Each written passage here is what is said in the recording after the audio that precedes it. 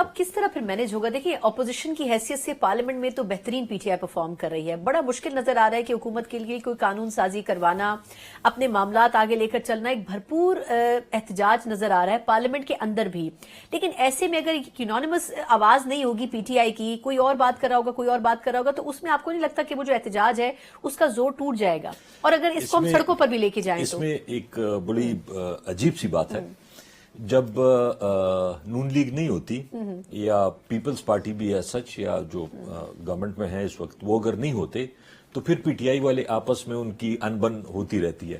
لیکن جیسے نون لیگ والے آتے ہیں پھر سارے ایک دم سے اکٹھے ہو جاتے ہیں, تو اس پہ انشاءاللہ فرق نہیں پڑے گا. عید کے بعد آپ دیکھیں گے کہ عید کے بعد ہمارا فل فلیج ایک ایجوٹیشن کا پلان ہے, اور وہ صرف اکیلی پی ٹی آئی نہیں ہوگی. جو ہم پہ اکثر الزام لگتا ہے کہ جی آپ باقی پارٹیوں سے بات نہیں کرتے, یا ان سے ہاتھ نہیں ملاتے, یا ان سے سلام مشورہ نہیں کرتے, تو اور ہمارے ساتھ ایسی پارٹیاں ہیں جو کہ سمجھتی ہیں کہ یہ الیکشن ٹھیک نہیں ہوا, یہ طریقہ کار ٹھیک نہیں ہے, یہ ملک غلط ڈائریکشن میں جا رہا ہے. تو اس میں ہمارے بہت سے مخالفین بھی ہیں, ایسے ہیں کہ ان سے ہمارے بہت زیادہ اختلافات رہے ہیں, لیکن پھر بھی لارجر انٹرسٹ کے لیے, ایک بڑے مقصد کے لیے. باقی ان کی ہر ایک پارٹی کا اپنا منشور ہے, وہ جس طریقے سے پارٹی کو چلانا چاہیں, جو ان کا اپنا طریقہ کار ہوگا. لیکن صرف ایک پوائنٹ پہ ہم انشاءاللہ عید کے بعد متحد ہو کے تحریک چلائیں. مروت صاحب کو بلا ہم تنقید ضرور کرتے ہیں ان کے اوپر, لیکن انہوں نے کچھ باتیں ٹھیک بھی کی. انہوں نے کہا کہ دیکھیں پہلے ہم نے ایک کے ساتھ اتحاد کی بات کی, MWM کی بات کی, پھر ہم نے سنی اتحاد کونسل کی بات کی, لیکن اگر ہم نہ بھی کرتے تب بھی مسائل پیدا نہ ہوتے. مطلب کچھ چیزیں ایسی ہیں جو انہوں نے شاید لیک کر دیں بظاہر پارٹی کی جو غلطیاں تھیں. تو کیا وجہ ہے کہ اس وقت کنسنسس کیوں نہیں ہو پاتا تھا پارٹی کے اندر؟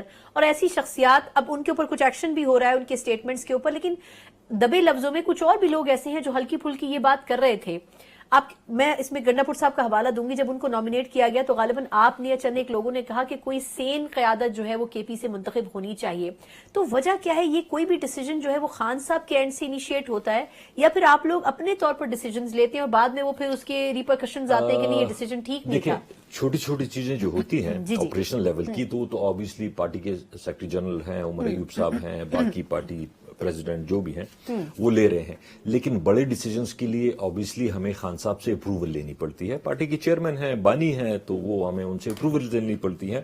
لیکن جہاں تک یہ کچھ غلطیوں کی بات ہے, نو ڈاؤٹ ہم سے غلطیاں ہوئیں, اور اس کی بڑی وجہ یہ ہے کہ آپ کی ساری لیڈرشپ کچھ جیلوں میں ہو, کچھ چھپی ہو, کچھ مطلب ان حالات میں, نارمل حالات تو نہیں تھے نا ہمارے لیے کہ ہم پراپر طریقے سے ڈسکشن کر سکے, پراپر طریقے سے مل سکتے تھے. پنجاب میں, پورے پنجاب میں ایک جلسہ, ایک کارنر میٹنگ نہیں کر سکے. نہیں بالکل درست ہے, یہ بات تو ٹھیک ہے. تو اس میں ہم کیسے مطلب ایسے ڈیسیجن لے سکتے تھے جو آپ نارمل حالات میں لیتے ہیں؟ تو ہمارے لیے تو حالات. دوسری بات جو آپ نے کہی, علی یمین صاحب کو جب نامینیشن ہوئی تو خان صاحب نے, جب گوہر صاحب باہر نکلے, انہوں نے کہا کہ خان صاحب نے نامینیٹ کیا ہے, تو میں نے اسی وقت ٹویٹ کی, مبارکباد بھی دی, اور میں شاید اگلے 2 دن میں ان سے ملا بھی کہ فل فلیج سپورٹ ہوگی. اور کیونکہ ان کی کامیابی ہمارے لیے اگر وہ ڈیلیور کرتے ہیں, اور اگر وہ صوبہ تو ہمارا وہی ہے نا, پارٹی تو ہماری وہی